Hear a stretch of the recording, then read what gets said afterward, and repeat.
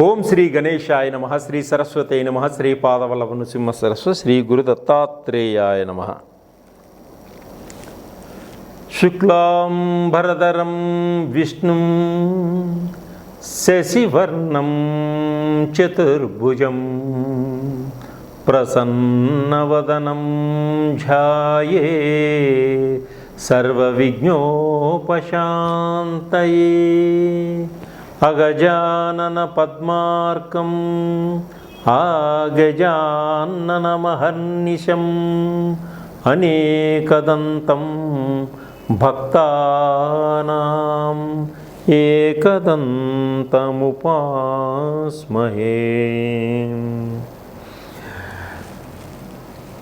వినాయక చవితి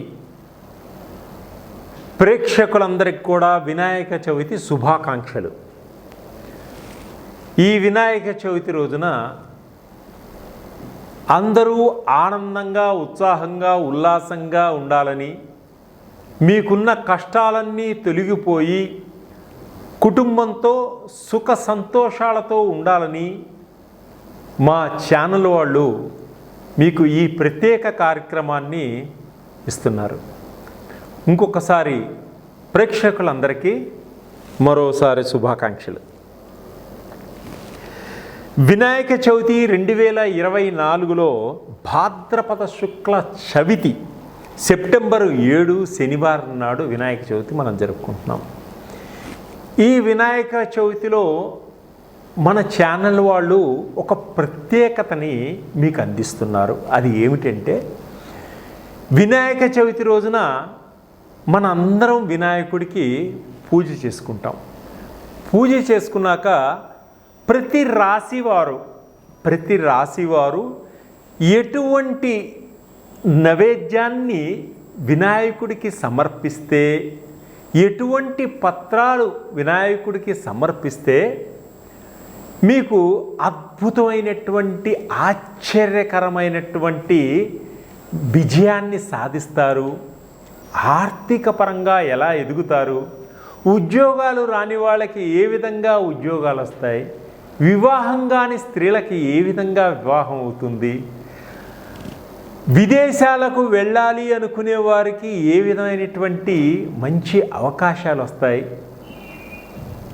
భార్యాభర్తల మధ్య కుటుంబంలో అన్యోన్యత, దాంపత్య జీవితం ఏ విధంగా ఏర్పడుతుంది, వ్యవసాయం చేసుకునే వారికి అధికమైనటువంటి దిగుబడి ఏ విధంగా వస్తుంది, వ్యాపారాలు చేసుకునే వారికి వ్యాపారంలో మంచి లాభాలు ఏ విధంగా వస్తాయి, విఘ్నాలు తొలగిపోయి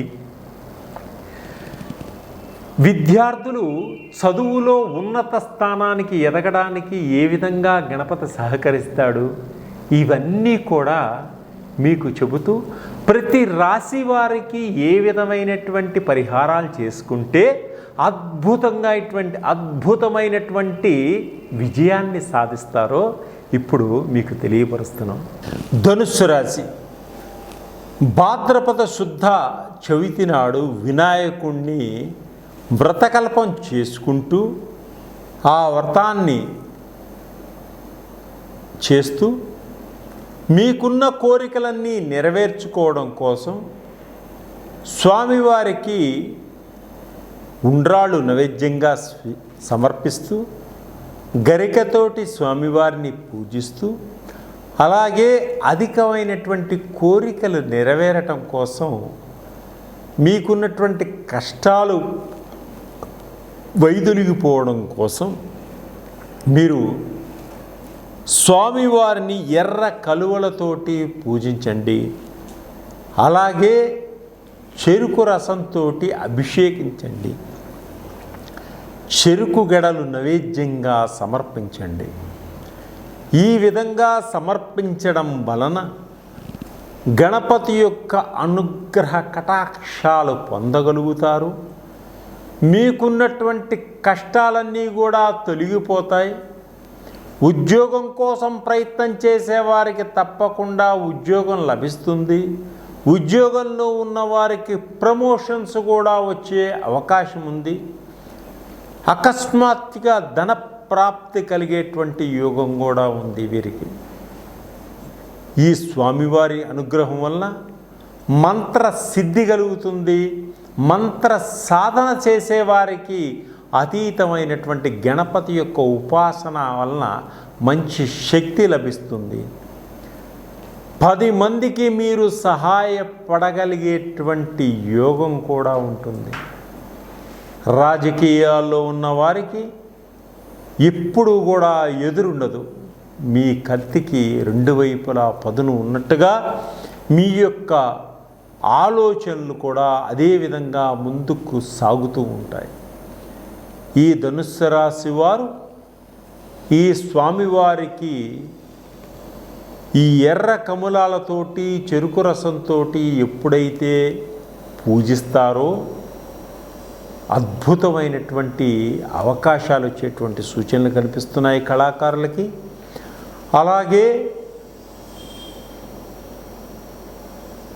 టీవీ రంగంలో ఉన్నవారికి, సినిమా రంగంలో ఉన్న వాళ్ళకి కూడా మంచి అవకాశాలు వచ్చేటువంటి సూచనలు ఉన్నాయి.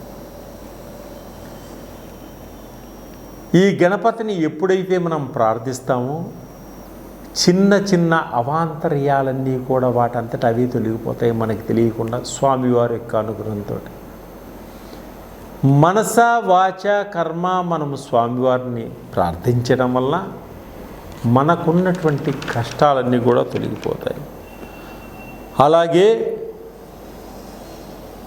నృత్య గణపతిని కూడా ప్రార్థించటం వలన మీ యొక్క కళల్లో మంచి అభివృద్ధిని పొందగలుగుతారు.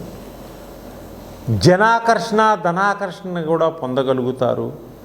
లక్ష్మీ గణపతిని కూడా ప్రార్థించటం వలన ఐశ్వర్య ప్రాప్తి కూడా కలుగుతుంది వీరికి. వీరు ఆచితూచి మాట్లాడండి. ఏ పని చేసినా ఇతరులకి చెప్పకండి, మీ పని అయినాక చెప్పండి. అలా కాకుండా మీరు ముందుగా చెప్పడం వల్ల మీ పనులన్నీ కూడా ఆలస్యమైనటువంటి సూచనలు కనిపిస్తున్నాయి. మీకు విఘ్నాలు కలిగేటువంటి సూచనలు కనిపిస్తున్నాయి. కాబట్టి ఆ విఘ్నేశ్వరుణ్ణి మనసా వాచా ప్రార్థిస్తూ మీ పనులన్నీ కూడా అయిన తర్వాత ఇతరులకి చెప్పండి. తప్పకుండా మీరు విజయాన్ని సాధిస్తారు, ఆర్థిక పరంగా ఎదగలుగుతారు. ఓం గం గణపతయే నమః అనే మంత్రాన్ని 108 సార్లు మీరు ప్రార్థించడం వల్ల ఆ గణపతి యొక్క ఆశీస్సుల్ని పొందగలుగుతారు. ఓం గం గణపతయే నమః. ఓం గం గణపతయే నమః. సర్వే జనా సుఖినో భవంతు. అసలు గణపతి, వినాయకుడు, విఘ్నేశ్వరుడు అనే పేర్లతోటి మనం వినాయకుడిని ఎన్నో రకాలుగా పిలుచుకుంటూ ఉంటాం. భారతదేశంలో ఉత్తర దక్షిణాల్లోనూ పశ్చిమ కనుమల్లోనూ జరుపుకునేటువంటి మొట్టమొదటి పెద్ద పండగ మన వినాయక చవితి పండగ. భాద్రపద శుద్ధం అంటే వర్ష ఋతువు మధ్య భాగం. ఊళ్ళో చెట్లన్నీ కాచి పూచి ఉంటాయి కాబట్టి పచ్చదనంతో నిగనిగలాడుతూ ఉంటాయి వృక్షాలన్నీ కూడా. పొలాల్లో ఉన్నటువంటి రైతులు పనులన్నీ పూర్తి చేసుకొని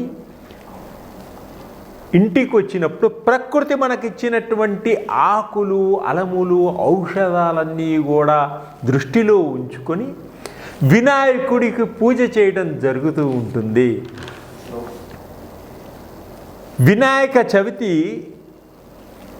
వ్రతాన్ని ఏర్పాటు చేసుకొని ప్రజలందరూ, రైతులందరూ వాతావరణ కాలుష్యం కూడా నివారించుకోవడానికి ఈ వ్రతం చాలా ఉపయోగపడుతుంది.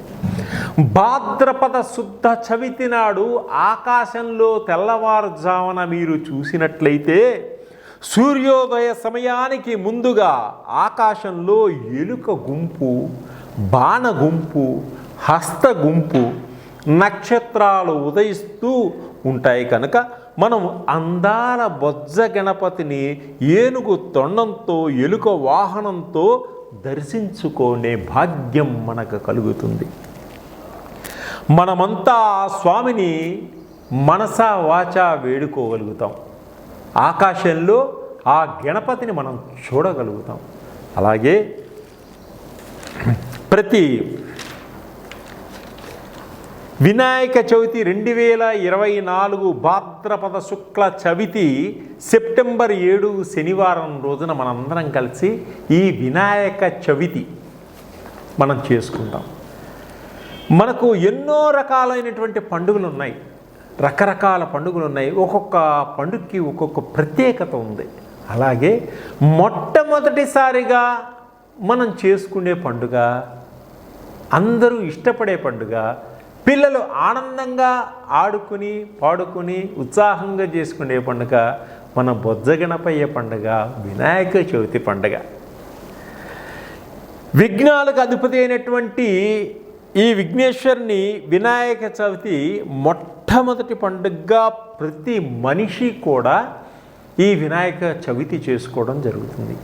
ఎందువలనంటే ప్రతి మనిషికి ప్రతి పనిలోనూ విఘ్నాలు కలగకుండా ఆ పని పరిపూర్తిగా పూర్తి చేసుకుంటూ ముందుకు సాగాలనేటువంటి ఉద్దేశంతో, ఎటువంటి అడ్డంకులు రాకుండా ఉండాలనే ఉద్దేశంతో, కుటుంబం అంతా సఖ్యతతో ఉండాలనే ఉద్దేశంతో ఈ వినాయక చవితి జరుపుకుంటాడు.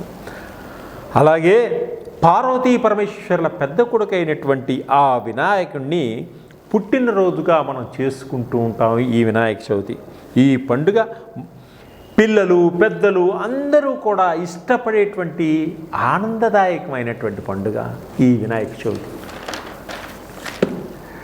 ఈ రోజున, ఈ వినాయక చవితి రోజున ప్రాతకాలమునే లేచి ఇల్లంతా శుభ్రపరచుకొని మామిడి ఆకులతోటి బంతి పూలతోటి చక్కగా ఇల్లంతా అలంకరించుకొని తలారా స్థానంబు చేసి కొత్త బట్టలు ధరించి గణపతిని, మట్టి గణపతిని తీసుకొని పూజలో ఉంచి పూజ మొదలు పెట్టుకోవాలి.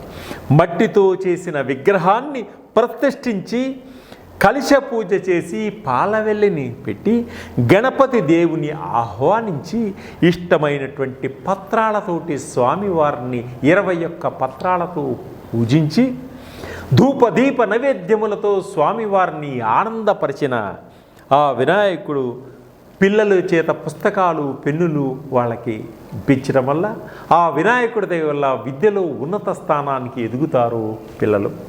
అలాగే వ్రత కథ అంతా చదివినాక ఆ అక్షంతలు నెత్తి మీద వేసుకోవడం వల్ల దోష పరిహారాన్ని పొందగలుగుతారు. అలాగే ఈ వినాయక చవితి ఒక్క రోజున నిమజ్జనం చేస్తారు, 3వ రోజు తర్వాత నిమజ్జనం చేస్తారు, 5 రోజుల తర్వాత నిమజ్జనం చేస్తారు, కొంతమంది 9 రోజుల తర్వాత నిమజ్జనం చేస్తారు, కొంతమంది 11 రోజుల తర్వాత నిమజ్జనం చేస్తారు.